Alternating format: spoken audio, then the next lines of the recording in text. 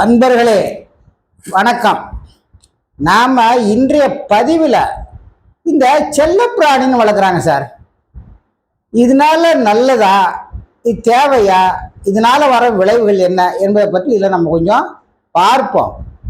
இந்த பண்டைய காலத்தில் பார்த்தீங்கன்னா இந்த 3-4 அனிமல்ஸை தான் டேம் பண்ணாங்க. டேம்னா என்னென்னா பழக்கி நம்ம வழிக்கு கொண்டு வருது. அதில் முதலாவதாக நம்ம அறிய வர நாயை தான் அவங்க பண்ணியிருக்கான். அப்புறம் இந்த பாலைவனத்தில் ஒட்டகங்கள், அப்போ நம்ம நாட்டில் ஆடு மாடு இதெல்லாம் வந்து டேம் பண்ணிருக்காங்க. இன்னும் கூட நம்ம மாட்டையும் ஆட்டி நம்ம சும்மா மிரட்டிகிட்டு இருக்கோம். அதுங்களே காட்டில் கொண்டு விட்டு பாருங்க, கொஞ்ச நாள் கழிச்சு நம்மளை எதிர்த்துக்கும். வளர சூழ்நிலை பொறுத்தானே. அதனால் இதெல்லாம் ஓகே. ரெண்டாவது, இப்போ இந்த ஆடு மாடு வளர்க்குறாங்கள கிராமத்தில், அவங்க வந்து எந்த வித இம்சையாக அந்த மிருகங்களுக்கு கொடுக்கறதில்ல, விலங்குகளுக்கு. காரணம் இயற்கை சூழ்நிலை வளர்க்குறாங்க. அது ஆடாக இருந்தாலும் சரி, மாடு பசு எதுவாக இருந்தாலும் சரி, இயற்கை சூழ்நிலை வளர்க்குறாங்க. அது மட்டும் இல்லை, சில ஆட்களை போட்டு பராமரிக்கிறாங்க. நல்ல புல் போன்ற உணவு கொடுக்குறாங்க. தங்குறதுக்கு தனியாக இடத்த அதை போட்டுடுறாங்க. அவங்க முடியும். இப்போ நம்ம டவுனில் வந்து உக்காந்துக்கிட்டு ஐயோ நானும் மாடு வளர்க்கணும் பசு வளர்க்கணும் முடியுமா சார்? இங்கே பாதி பேரில் 3/4 பேர் இருக்கிறதே வந்து வாடகை வீட்டில் வந்து உக்காந்துக்கிட்டு இதெல்லாம் பண்ண முடியுமா? இதெல்லாம் யோசனை பண்ணணும். நம்ம கிராமத்துலேருந்து வந்தோம், அங்கே அனுபவிச்சது ஃபுல்லாக இங்கே அனுபவிக்கணும்னா நடக்கிற காரியமா? அது நிச்சயமாக நடக்காது. இதை வந்து ஒவ்வொருத்தரும் மைண்டில் வச்சுக்கணும். அப்போ இரண்டாவது பார்த்தீங்கன்னா, இந்த நாய் வந்து ஒரு ஆபத்தான விலங்குங்கிறது எல்லாம் நம்ம நினைக்கிற மாதிரி இது இல்லை. அது எவ்வளோ விளைவுகள் அது உண்டாக்கிட்டு இருக்கு சொசைட்டியில் தெரியும். இதை பற்றி நான் ஒரு யூடியூப்லேயே சொல்லியிருந்தேன். நிறைய பேர் அதை வளர்க்குறாங்க. இதை வளர்க்குறவங்கெல்லாம் பெரும்பாலும் அவங்க சொந்த வீட்டுக்காரவங்க இல்லைங்க, வாடகை வீட்டில் இருக்கிறவங்க அல்லது சொந்த வீடு சாதாரண சின்ன வீட்டில் இருக்கிறவங்க தான் இந்த பங்களாக்களை வச்சுட்டு வளர்ப்பாங்க. அவங்க வேலைக்காரன் இருக்கான், அந்த நாய்களை பராமரிப்பான். ரெண்டாவது, அந்த நாய்கள் வந்து நமக்கு தொந்தரவு கொடுக்காது. நீங்கள் அதை பாருங்க, அந்த நாய்கள் வந்து இப்போ ரோட்டில் அசிங்கம்லாம் பண்ணாது. ஆனால் இவனுக்கு நம்ம ஆண்டறி ஆளுகள், நம்ம மாதிரி ஆளுங்க பண்ணுறான் இல்லையா, இவன் வீட்டை மட்டும் சுத்தமாக வச்சுக்குவான், அடுத்தவங்க வீட்டுக்கு நேராக வந்து அசிங்கம் பண்ணுவான். இதனால் நிறைய சண்டைகள் வரும். அதனால் நாய்ங்க பராமரிப்பு நிச்சயமாக வளர்ப்பு தேவையில்லைங்கிறது தான் என்னுடைய தாழ்மையான கருத்து. ஏன்னா அதனால் பெரிய இன்னல்கள். சில பேர் பூனையும் வளர்ப்பாங்க. அது நாயாக இருந்தாலும் பூனையாக இருந்தாலும் சரி, அது வந்து நமக்கு மனிதர்களுக்கு வந்து உகந்ததாக இல்லை. அது ஏதோ தெருவில் கிடக்கும், அதாவது இஷ்டத்துக்கு வளர்ந்துட்டு போட்டோம், அது வேறு விஷயம்.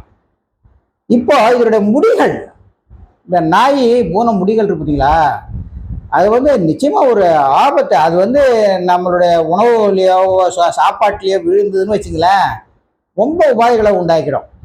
சில பேர் அலர்ஜி, தும்மல், இருமல் மருத்துவர்கிட்ட போனால் அவங்க எடுத்த உடனே கேட்குற கேள்வி இதுவாக தான் இருக்கும். ஏன்னா உங்கள் செல்லப்பிராணி ஏதோ வீட்டில் வளர்க்குறீங்களான்னு. ஏன்னா அதனால் அலர்ஜி வரும். அந்த மாதிரி நிறைய பேரை சொல்லி அவங்க அதை வளர்க்காமல் நிறுத்திருக்காங்க. அதனால் இதெல்லாம் வளர்க்குறது உசித்தம் இல்லை சார். நம்ம நிலவரம் என்னமோ அதை தான் பண்ணணும். பணக்காரன் பங்களாவில் வச்சுக்கிட்டுங்கிறான், நம்மளும் பண்ணணும்னா. பணக்காரன் 5 ஸ்டார் ஹோட்டலுக்கு போகிறான், ஒரு பெக்கு மில்லியே 5000 10,000 கொடுத்து அடிக்கிறான். அன்னிரேக்கிற முடியுமா? நினச்சி பாருங்க. அதனால் அடுத்தவங்களை பார்த்து நம்ம காப்பி அடிக்கக்கூடாது. நமக்கு இது தேவையா? நம்ம வாழ்கிற வாழ்க்கைக்கு காலையிலே ஜீவன் பழப்புக்கு ஓடணும், இந்த நாயை வச்சுக்கிட்டு பராமரிக்கிறது முடிகிற காரியமா? முடியாது. ஸோ இதனால் அடுத்தவங்க வீட்டுக்கு வர பிரச்சனை, தகராறு. இன்னும் சில பேர் பார்த்தீங்கன்னா இந்த குருவிகள்லாம் வளர்ப்பாங்க சார், லோபர்ட்ஸ். நானும் கொஞ்சம் வளர்த்தேன் ஒரு காலத்தில். இதில் என்ன ஆகும்னா, அதுங்க வந்து இயற்கை சூழ்நிலையில் ஓடி ஆடி பறக்கிறது. நம்ம வந்து திக்குனோண்டி இடத்துல அதை வரும்போது அதுங்களுக்கு வெறித்தனம் வருதுங்க. நான் ஒரு தானே வச்சு வளர்க்கும்போது பார்த்தீங்கன்னா, இது இன்னொரு குருவியை அப்படியே துண்டாக்கி போட்டிருக்கேன். நீங்கள் நம்ப மாட்டீங்க, கத்தியால் வெட்டின மாதிரி போட்டிருக்கேன். என்னடா ஒரு குருவியை காணுமான்னு பார்த்தா கீழே கழுத்து தனியாக அதோட இது இருக்கும். ரொம்ப மனசு ரொம்ப வேதனையாக போச்சு.